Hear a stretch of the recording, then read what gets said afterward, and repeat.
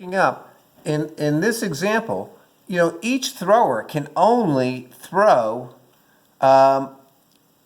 one throw with at each distance, because the order is such a big difference. You can only be, you know, at order 1 once. You can't be at order 1 more than once. So each thrower can only throw once at each one. So basically, in this situation, you have 2 blocking factors and you have 1 treatment factor. You have 3 levels of thrower, 3 levels of order, and you have 3 distances. That means that there's a total of 27 combinations, but you can't do all 27 because each thrower can only throw once from each distance. So in this case, you have to do it in 9 experimental combinations there. So you have to do what's called a Latin square. Now, in this case we had 3 levels for each. Latin square is interesting. It comes from these kind of diagrams that you see here. And the Latin squares, what it is you kind of pick the square, you pick a square to use. So we would use this square because of 3 levels of each thing. And you'd pick a square, and one blocking factor would be row, the other blocking factor would be column, and then the treatment is denoted by a Latin letter. It's the traditional way of doing it, even though we'll later use numbers for those too. And then, interestingly enough, you know, there's only the number of Latin squares you have available for a certain number of levels is actually the number of groups that are available, the number of, you know, truly different ones. So with 3 by 3, there's only one group, three element group. With 4 by 4, there's more than that, and there's more of these, and there's lots for 5s and, you know, and 6s, etc. But, you know, we're going to focus on 3 or 4, say.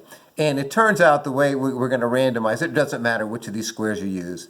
We're going to just use this square right here when we do ours. So let's do it for our situation.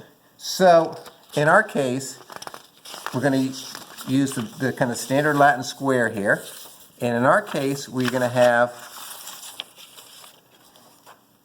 to make thrower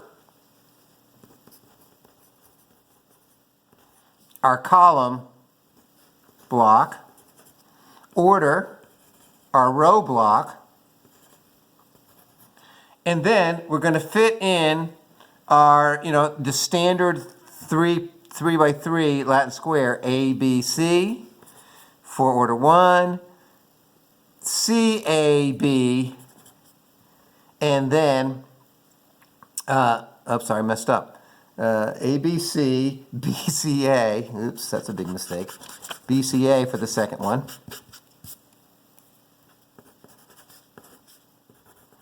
And then the last one would be C, A, B. And this is kind of equivalent to what we call the single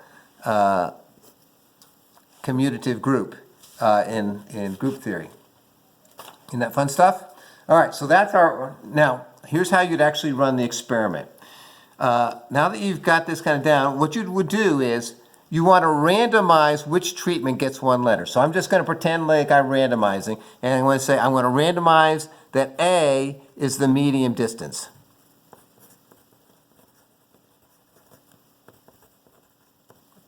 And I'm going to randomize that B ends up being the low distance. Let's say the medium is distance 2.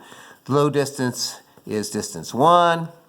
And then C is randomly gets to be the high distance. Then what you should also do is you should also randomize your thrower. You can't randomize order because order is what it is. But you could also randomize order. And so let's just sort of say, you know, what I might do is I randomize and say thrower 1 ends up being with Jackson.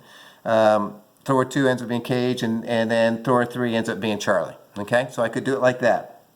Then I go out and I do the experiment, and I kind of do things in this order. Notice in this case, because you want to get as much variability into your block as possible, it actually makes sense for each thrower to do all their throws consecutively, so that, like, the thrower that's going first has the least experience seeing this situation, the thrower that goes second has the second most, and the thrower that goes third has the most experience. And so that's why you're maximizing it. If you did that, you might get data like this. If I can get there. Of course,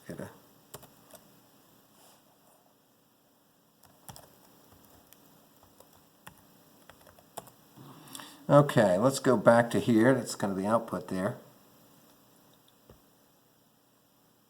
Now let's go back to this other data set, the one I kept pulling up earlier, and I believe it's not that one. Let's try again.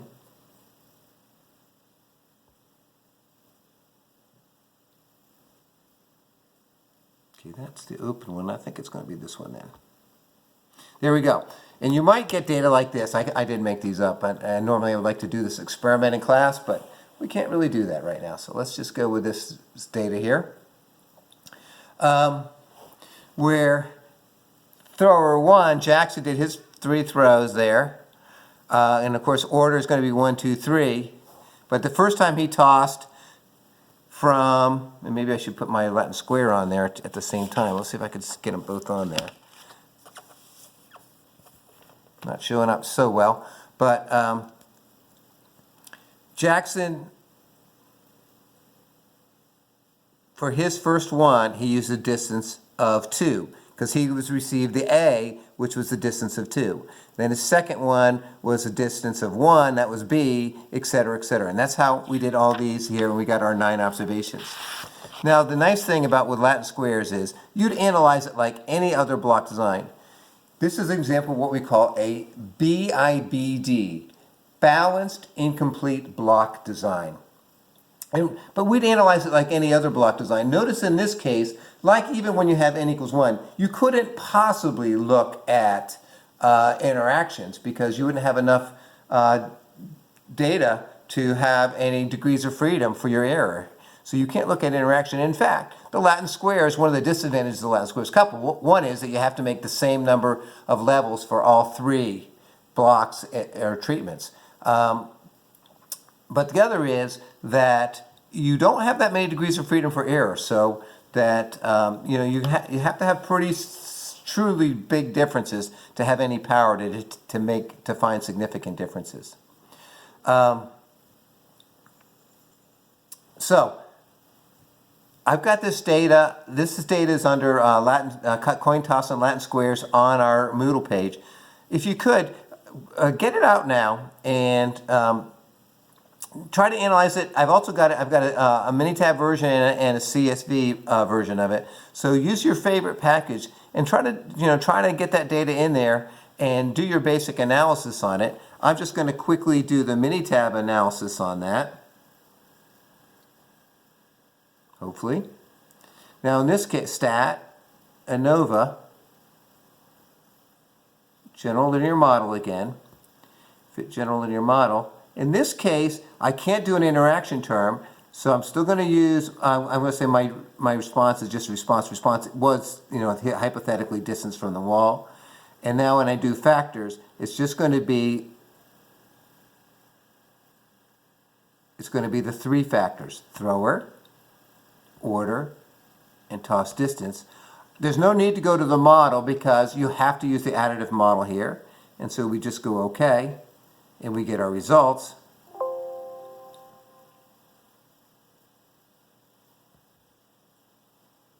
And I don't know why I didn't take response there.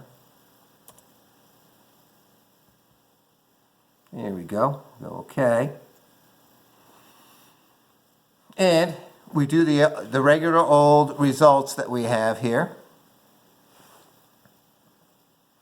And, when we interpret it the same way. There's no interaction term. Notice, and I should have asked you to think about this a little bit, but think about your degrees of freedom. Notice how we only have a very small degrees of freedom for error, because, the degrees of freedom for thrower is 3 minus 1 is 2, order 3 minus 1 is 2, tossing distance is 3 minus 1 is 2. Well, we only had 9 observations, so there's only n minus 1, not n minus 1, but capital N minus 1 of a total. That only leaves 2 degrees of freedom for error. So you don't have very many degrees of freedom error. You're not estimating your sigma squared, your variance and your residuals very accurately. And for that reason, you're even with a pretty large F value, you don't really have that large, you don't have that low of a p-value. In fact, you would say that tossing distance is not quite significant in this situation here. I'm going to turn off again, and I'm going to come back for one last video. Thanks for hanging in there, everybody, and I'll be right back.